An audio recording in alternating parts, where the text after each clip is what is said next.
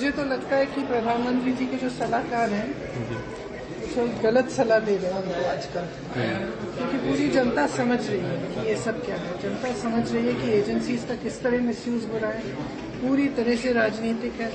मैं सोच रही थी कि आमतौर से चुनाव के एकदम पहले ये सब कार्रवाई शुरू होती है, तो अब आजकल क्या रीजन है पता नहीं, शायद उनको गलत सलाह मिल रही है, क्योंकि जनता सच्चाई देख रही है। कहा जा रहा है कि बार बार आप बुला रहे हो, फिजूल की बातों पे बुला रहे हो। ये कोई सवाल है मेरे पति से आप पूछ रहे कि आपने 17 साल पहले अपनी माँ को 4 लाख रुपए क्यों दिए? जी, ये कोई सवाल है? मतलब इस तरह के फिजूल के सवाल है। नेशनल हेराल्ड पे भी ये सब पब्लिक के सामने है। टाइमिंग आपको लग रहा है? जब ये कहते हैं कि आपकी ये आपने इतनी हजारों करोड़ की प्रॉपर्टी आपने हड़पी है, तो मतलब क्या है?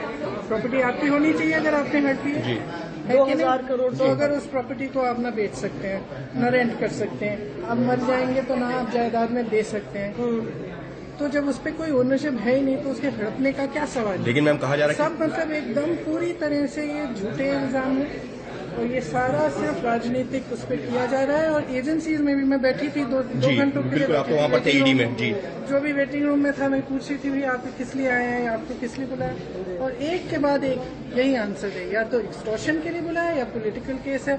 और जैसे ही आप बीजेपी में शामिल हो जाते हैं वो सारे केस। मैम आपका कहना है कि एजेंसी का मिसयूज हो रहा है? मेरे ख्याल से प्रधानमंत्री जी को अपनी स्ट्रैटेजी रिवाइज करनी चाहिए, अब चल नहीं रही है।